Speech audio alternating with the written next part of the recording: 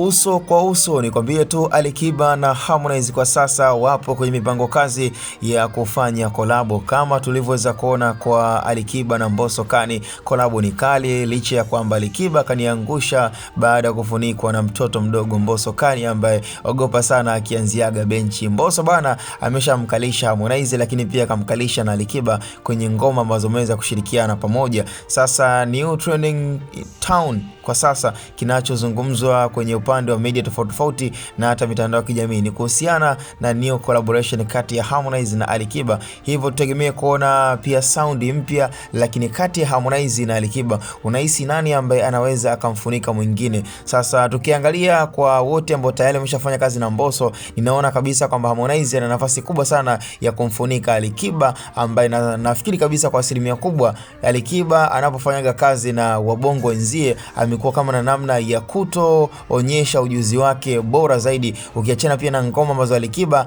anazowashirikisha watu kutokea nje ya Tanzania. Nahisi ndo kuna asilimia kubwa ambayo huaga anakaza, lakini kwa wasanii wa bongo amekuwa akifanya muziki wa kawaida sana kiasi kwamba amekuwa kifunikwa na hata wasanii wadogo. Hivyo kwa kolabo mpya kati ya Harmonize na Alikiba, nafikiri itakuwa ni kolabo kubwa kali na ambayo inaweza ikafanya poa kabisa katika platform tofauti. Cha msingi tuendelee kuombea kolabo ifanikiwe na maisha mengine yaweze kuendelea. Hapa ni Bongo Mbea TV, tukutane kwenye upande wa comment. Hapa ni Short Code